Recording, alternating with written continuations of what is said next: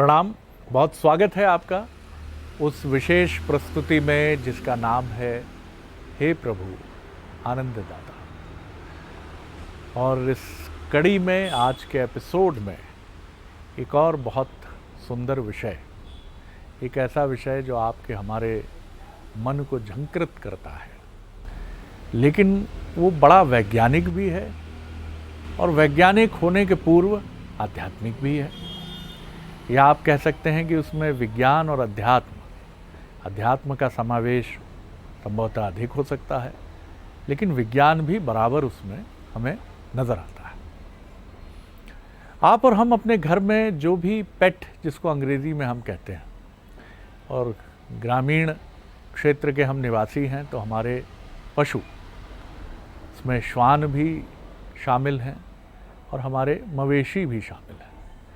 आपने अनुभव किया होगा, चाहे शहरी क्षेत्र में कोई 4 लाख का पप हो, श्वान का छोटा सा बच्चा हो, आप उसे दूर से देखते हैं, प्रेम दूर से भी है, लेकिन जब आप उसका स्पर्श करते हैं तो एक आनंद आपके भीतर भी दौड़ पड़ता है उसे छूते ही, और वो भी इतना प्रमोदित हो जाता है जैसे अपनी आंखों से उल्लसित होकर कहता है कृतज्ञ होकर धन्यवाद धन्यवाद। आप गौ माता का स्पर्श करते हैं जब उन्हें भोजन देते हैं, और जैसे ही आप गौ माता को आप उनके गर्दन के नीचे, जो एक हमें पता है कि ऐसा करना उन्हें सुहाता है, तो हम धीरे धीरे जब हाथ अपना उनके गर्दन के नीचे सहलाते हैं तो वो जिस तरह गर्दन को ऊंचा करके कहती हैं आभार हो तेरा पुत्र। और एक पिता जिसका पुत्र चाहे छोटा है और वो उसको लेकर कहीं गया है किसी पार्टी में, उसका स्पर्श, और जब पुत्र या पुत्री जन्मते हैं और पहली बार माता उठाकर उन्हें अपनी छाती से लगाती है, तो वो जो अनुभूति माँ को होती है और जो नवजात शिशु को होती है, वो नवजात शिशु अपनी अनुभूति नहीं बता सकता है, लेकिन ये संसार जानता है, ब्रह्मांड जानता है कि दुनिया भर के तमाम स्पर्श अपनी जगह अलग हैं, लेकिन उस समय उस शिशु के चेहरे पर जो आनंद, जो शांति, जो तृप्ति और जो सुरक्षा का भाव होता है, वो किसी अन्य के सीने पर लगने से शायद कभी नहीं उत्पन्न हो सकता है। तो ये विज्ञान भी है, ये अध्यात्म भी है।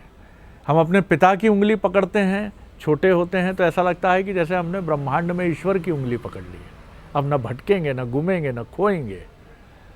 और किसी और की उंगली पकड़ें तो फिर बशीर बद्र याद आते हैं कि ये जाफरानी पुलोवर उसी का हिस्सा है, कोई दूसरा पहने तो दूसरा ही लगे। तो ये जो स्पर्श है, मुन्ना भाई MBBS में एक सफाई कर्मचारी से अभिनेता संजय दत्त जो किरदार निभा रहे हैं उसमें मिलते हैं, कहते हैं जादू की झप्पी है ये, तो आओ मेरे गले मिलो। और वो ठिठक कर कहता है कि ऐसा तो कभी देखा ही नहीं, हम तो रोज अपना काम करते हैं, थैंक यू कहने वाला तू पहला है मुन्ना, गजब आदमी है। तो ये जादू की झप्पी, जादुई स्पर्श, प्रेम, ये है क्या? बड़ा अलग तरह का विषय है। भगवत गीता के अध्येता, मानस मर्मज्ञ प्रोफेसर सुरेंद्र बिहारी गोस्वामी हैं, तो आज हम इसी जादुई, मैजिकल, मिडास टच, क्या है ये स्पर्श जी। बहुत सुंदर आपने विश्लेषण किया है जी, और उसके सारे उपनाम भी व्यक्त कर दिए हैं जो मेरे अंतर्मन में कहीं व्याप्त है जी। जादुई प्रक्रिया भी इसके साथ लगा दिया, करिश्मा भी अपने आप में है ये। लेकिन आप देखिए, परमात्मा के बनाए हुए इस सुंदर शरीर में ये जैसे अष्ट सिद्धियों के रूप में व्याप्त एक प्रक्रिया है जिससे हम ही विदित नहीं होते, जबकि रोज इससे सामना होता है, जिसका उपयोग भी बहुत सारे लोग करते हैं, लेकिन वो भूल जाते हैं कि ये किसका उपयोग हम कर रहे हैं। ये तन्मात्राओं का उपयोग हम करते हैं मन के नेतृत्व में। पंच तन्मात्राएं जो है वो इसकी साधिका हैं, इसके साध्य हैं, इसके साधन हैं। पंच तन्मात्राएं शब्द, स्पर्श, रूप, रस, गंध। शब्द, स्पर्श, रूप, रस और गंध, ये पंच तन्मात्राएं हैं। मन के नेतृत्व से जब शब्द को विलोपित करते हुए महज आपकी ज्ञानेंद्रियों और कर्मेंद्रियों के हाव भाव से उत्प्रेरित करती हैं आपको, अभिप्रेरित करती हैं आपको, तब वो कहलाता है स्पर्श चिकित्सा। स्पर्श चिकित्सा। उसके लिए तकनीकी शब्द का उपयोग अब तो उस पद्धति का दूसरा उपयोग कर लिए हैं। अब तो मैंने देखा है वो अमेरिका में लोगों को कहते हैं कि गाय के गले में 5 बार ऐसा हाथ फेरिए, 10 बार ऐसा करिए तो आपका ब्लड प्रेशर ठीक हो जाएगा। इस प्रकार की उसका विश्लेषण कर दिया गया है। लेकिन स्पर्श चिकित्सा का मूलाधार क्या है, ये कहाँ से उत्पन्न होता है?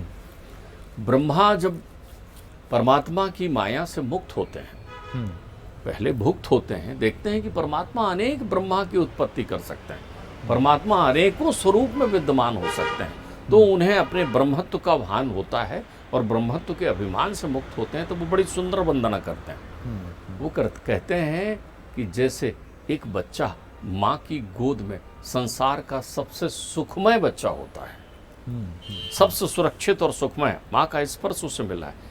जैसे एक बच्चा गर्भ में अपनी महतारी को लात मारता है गर्भ में, और महतारी पुलकित होती है कि आहा मेरा शिशु जो है, गर्भस्थ शिशु मुझे ये लात चला रहा है, तो बड़ी प्रसन्न हो जाती है। वैसी परमात्मा तुम्हारी अनुभूति है कि तुम हमारे सारी प्रक्रियाओं को उसी प्रकार में मुक्त कर देते हो जैसे गर्भस्थ शिशु की उस प्रक्रिया से गर्भवती महतारी को दर्द नहीं होता। ध्यान रखिए, अब स्पर्शानुभूति को व्यक्त कर रहा है। स्पर्शानुभूति प्रत्यक्ष है और अप्रत्यक्ष भी है। मैं पिताश्री के साथ एक सुंदर यथार्थ आपको बताऊं। एक बड़े भव्य अट्टालिका युक्त भवन में मैं गया। परमात्मा की बड़ी कृपा थी, भौतिक संसाधन वहाँ बहुत अनंत थे। वहाँ हम पहुँचे तो पिताजी की नज़र एक शिशु पर पड़ी, छोटा सा होनहार शिशु, शायद वो 2 बरस का या उससे भी कम अवस्था का होगा। वो बिल्कुल दुबका हुआ एक महिला के पास चिपका हुआ था। मैं भी किशोर अवस्था में था, मेरे को भी उसने आकर्षित किया, उसकी आंखें बड़ी बड़ी सुंदर छवि। तो वो मैंने कहा ये उसकी माँ होगी। पिताजी बोले नहीं, वो माँ नहीं है। थोड़ी देर में ऊपर से बाकायदा 16 श्रृंगार किए हुए बड़े आभूषणों के साथ और 2-3 सखियों से घिरी हुई एक भद्र महिला उतरने लगी। बड़ी रूपवान तेजस्वी महिला थी वो भी। अरे गुरुदेव आए हैं, प्रणाम कर रही हूँ, मैं आप ही की प्रतीक्षा कर रही थी। और बैठ गई। बोले कैसा है बालक तुम्हारा? बोले अच्छा। बोले पिंकी लाओ बच्चे को। तो वो आया थी जिसका उसने नाम उच्चारण किया और वो बच्चे को लेके आई। डरा सहमा सा बच्चा उसकी गोद से नहीं उतरना चाह रहा था।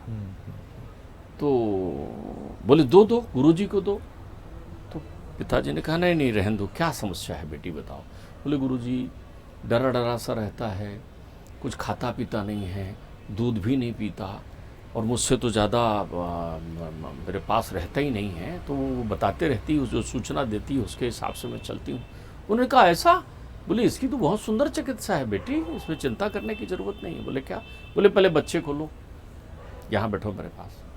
तो बच्चे को उसने लेना चाहा तो बच्चा वहीं चिपका हुआ था, लेकिन उसने लिया, थोड़ा बल प्रयोग किया और लिया। वे आओ, बैठा लिया। अब वो बच्चा थोड़ा बेचैन हो गया, बार बार अपनी आया को देखने लगा जो दूर खड़ी थी। बोले गुरुजी इसको कैसा करें, ये खाता पीता नहीं है। बोले इसकी चिकित्सा मैं बता देता हूँ।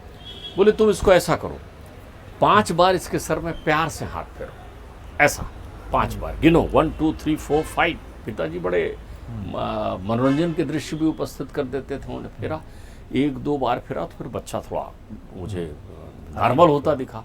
फिर कहा इसको 3 बार यहाँ चुम्बन लो, 3 बार यहाँ चुम्बन लो।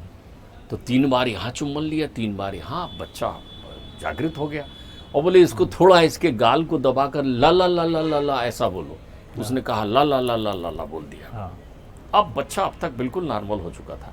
अब उससे पूछो, एक बिस्कुट हाथ में लिया, पिताजी ने दिया, लो पूछो खाओगे बेटा?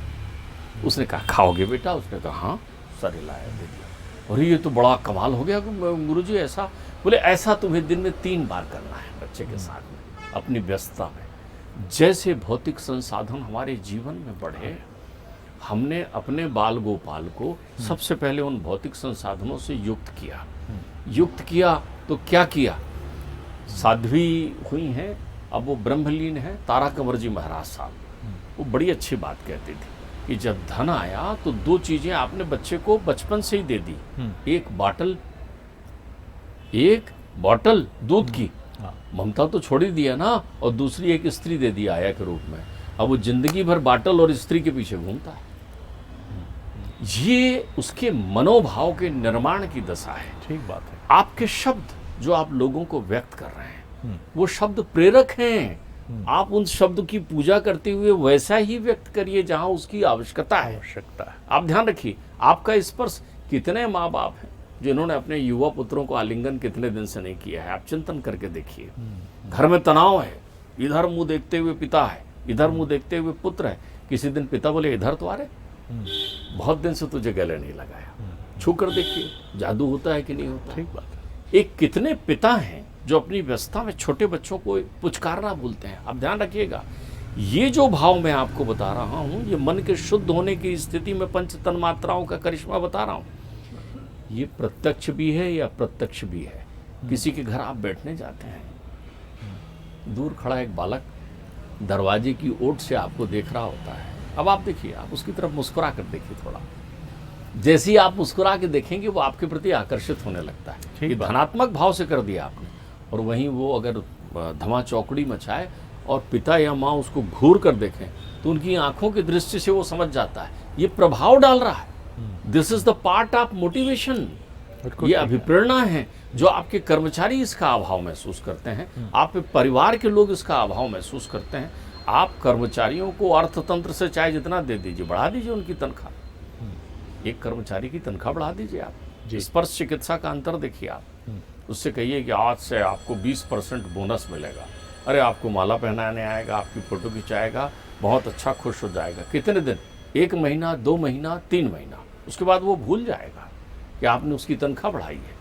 बिल्कुल वैसे ही जैसे नया स्कूटर आप लेकर आए थे तो 4 बार साफ करते थे, 6 महीने बाद उस स्कूटर में कितनी धूल जमी है आपको देखने की फुर्सत नहीं रहेगी। ये भौतिकता है। लेकिन एक कर्मचारी को आप रोज मिलते समय पीठ में ऐसा हाथ रखिए और कहिए तेरे कार्य पर मुझे विश्वास है, मैं तो तेरे जुम्मे सब कुछ छोड़ सकता हूँ, तो भाई है मेरा। ये वो भाव थे जिसमें हमारे यहाँ काका और मामा काम करते थे। जो काम करने वाले लोग होते थे उनको कहते थे मौसी जी कैसी हैं, माँ अम्मा कैसी है, काका कैसे हो। ये क्या हैं? ये स्पर्श चिकित्सा के भाव हैं जो शब्द संरचना से चल रहे हैं। आप तो बात ही ऐसा करते हैं, पानी ला, मतलब आपके भाव में मिठास नहीं है। वही बात, अम्मा पानी दोगी क्या? अब यहाँ स्पर्श चिकित्सा शुरू हो गई। आपने शब्द से की, रूप से आप देखिए, स्वरूप भी आपके लिए भावनात्मक संवेग का कारण हो सकता है। स्वरूप में आवरण भी आ गया आपके, कृत्य भी आ गए आपके। एक कर्मचारी बीड़ी पीता है, आपके घर का कोई सेवाधारी बीड़ी पीता है, आपका बड़ा भाई सिगरेट पीता है। बड़ा भाई, अभी तो छोटा छोड़िए, अब छोटा आ रहा है, बड़े ने देख लिया तो भी बड़े ने देख करके सिगरेट को नीचे रख दिया। किस भाव से रख दिया? छोटा प्रसन्न हो गया, भैया मेरी भी मर्यादा करते हैं। तो छोटा अपने उन कृत्यों के प्रति सावधान रहेगा। बिल्कुल ठीक है। आपको देखते दिखाते हुए आप देखिए, एक साहूकार का जो वो पुराने जमाने में वो सेवाधारी होता था ना, साहूकार की तरफ से कर्ज वसूल करने जाता था। उसकी शैली, कर्ज वसूल करने गया, साहूकार ने भेजा है, कितना प्रशिक्षित होके जाता था। पटेल साहब प्रणाम कर रहा हूँ, उसके घर पहुँच रहा है, पटेल साहब की सारी जमीन साहूकार के पास गिरवी रखी है, सारी जमीन। लेकिन पटेल साहब के पास पहुंचकर पटेल साहब प्रणाम कर रहा हूँ, बैठ गया उनके घर के बाहर, उखरू बैठ जाता था और एक बीड़ी सा पीता हुआ, और पटेल साहब आए तो उसको फेंक कर खड़ा होता हुआ, डर दिखाता हुआ कि पटेल साहब आ गए हैं, क्या है कैसे आए। तो वो बड़े आराम से कहता था, मैं बाप कुछ नहीं, बस इधर से निकल रहा था तो नमस्कार कर लिया, आपकी प्रशंसा करते रहते हैं, मालिक मेरे बुला रहा है, कर्ज देने बुला रहा है। शैली देखिए, काने को काना कहे और जाए वह तो रूठ, और जो जग विद से पूछ लीजिए कैसे गई थी फूट। आपकी वो शैली जो आपके भावनात्मक संवेग से अंतर्बंध से निकल रही है। अब वो साहूकार जी पहुंचे, उनने पहुंचते ही साहूकार के पास पहुंचकर पटवारी ने कहा भाई बेटी की शादी करना है। तो साहूकार अपनी गद्दी से उतर जाता है। पहले तो सम्मान देखिए आप उसका। आदमी, ध्यान रखिए, प्रेम एक ऐसा तत्व है, बिल्कुल ठीक है, ध्यान रखिए, तुलसी अमी न सुहाए। तुलसी अमी, अमृत पसंद नहीं है तुलसी कहते हैं, अमी न सुहाए, मान बिन। अगर बिना मान के कोई अमृत पिला रहा है तो भी मुझे पसंद नहीं है। ठीक बात है। और जो विष दे पिलाए, प्रेम सहित मरना भला। अगर कोई विष भी मुझे पिला रहा है लेकिन प्रेम से सम्मान से, तो मैं उसको पी लूंगा। मीरा पी गई बिल्कुल प्रेम से, अब विष को अमृत मान करके पी गई। तो आप यदि किसी को सम्मान देते हैं, छोटे को प्रेम देते हैं, बड़े को सम्मान देते हैं, अपने तुल्य व्यक्ति को आत्मीयता देते हैं, और ऐसा आपके आचरण में, आपके शारीरिक हाव भाव में, आपकी शब्द संरचनाओं में भी दिखता है, तो वो स्पर्श चिकित्सा का एक महत्वपूर्ण अंग है। उसके माध्यम से आप बहुत सारे घावों को भर देते हैं। ठीक बात। बहुत सारे शादी ब्याह में क्या होता है, कोलाहल के बीच में कई लोगों का मान सम्मान विस्मृत हो जाता है। कई लोग अपमानित महसूस कर रहे हैं कि हम गए थे भाई, खड़े रहे, पूछा नहीं हमको। आप भीड़ में हैं। ऐसा ध्यान रखिए, जिनकी स्थिति प्रतिष्ठापूर्ण है, जो बहुत व्यस्त रहते हैं, या जो प्रमादी है, घर में पड़े रहते हैं, या जो आलसी हैं, उनको इन विधाओं का बहुत सावधानी से उपयोग करना चाहिए। आपको आपके पिता 4 बातें सुना रहे हैं, 4 लोगों के बीच नज़र नीचे करके खड़े रहिए। आप प्रमादी हैं, आप आलसी हैं, आप कोई काम नहीं करते, आप कदाचरण में रहते हो। बहुत सुंदर बात। आप सुनिए प्रेम से।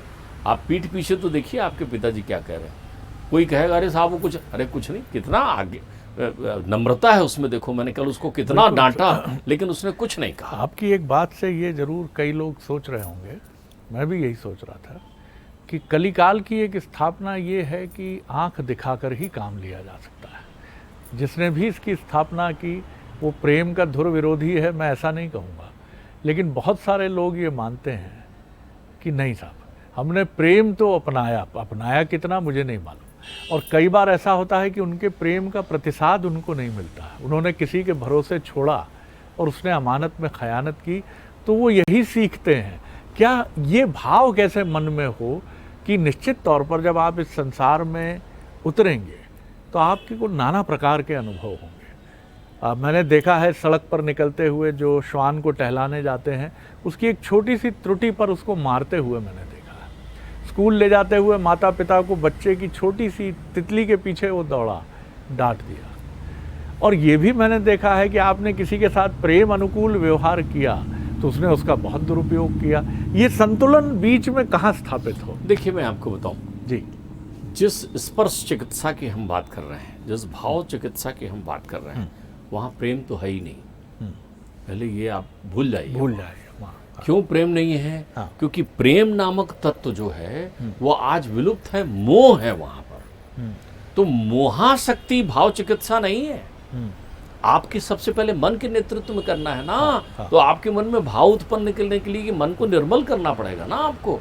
आपकी प्रक्रियाएं खुद, अगर आप पूर्वग्रही हैं और दूसरे को केवल इसलिए कि चलो मीठा मीठा बोल देते हैं उसको और सब काम करा लेते हैं, तो आप भूल रहे हैं उसके पास छठी इंद्री सक्रिय है जिसके नेतृत्व में काम कर रहे हैं। मन वो भी जानता है। कई ऐसे लोग भी मिलेंगे, हाँ कई तो मैंने संवाद देखे सास बहू के, बहू ने जाकर हाथ पैर दबाना शुरू किया या प्रेम से अरे मैं जानती हूँ तेरे को भाई, अभी प्रेम से बात कर रही है और अभी तू कोई ना कोई कला करेगी या मांग रखेगी।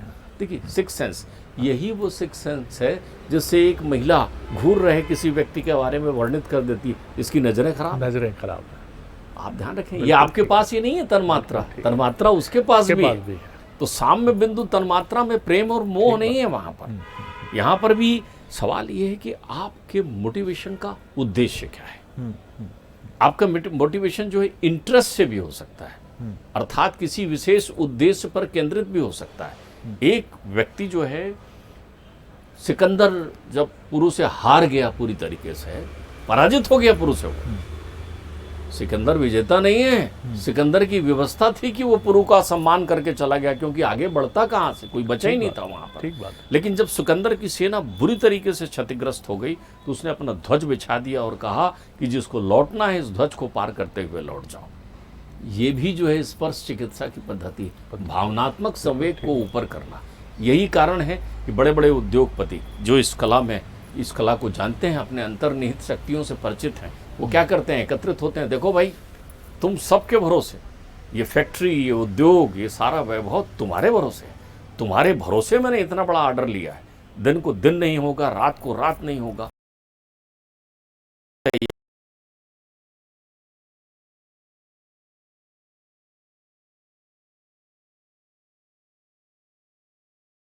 प्रदान करती है ये स्पर्श चिकित्सा। किसी भी चुनौती का सामना करने के लिए तैयार होती है। परिवार में क्या होता है, जब लोग इकट्ठे होते हैं, देखो भाई लड़ना भिड़ना रोज होता रहेगा, ये हमारे परिवार और कुल की प्रतिष्ठा की बात है, तब क्या होता है, सारे लोग जुड़ जाते हैं। वीर रस की सारे श्रृंगार इसमें है, सारे रस इसमें विद्यमान है, सारे त्याग इसमें विद्यमान है। ये उस हथियार की तरह है जिसका आप सदुपयोग भी कर सकते हैं और दुरुपयोग भी कर सकते हैं। जब आप दुरुपयोग करते हैं तो यह अनुचित प्रभाव और कपट कहलाता है। जिस पर आप चिंता चिंतन कर रहे थे तब वो कपट है। थोड़े अंतर से बात बिगड़ रही है, ध्यान रखिएगा, थोड़े अंतर से।